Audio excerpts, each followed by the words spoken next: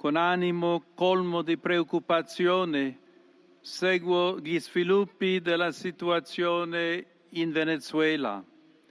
Il bene dell'amato popolo venezuelano deve prevalere sopra ogni altra considerazione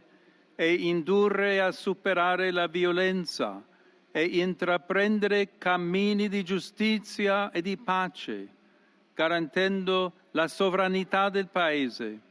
assicurando lo Stato di diritto iscritto nella Costituzione,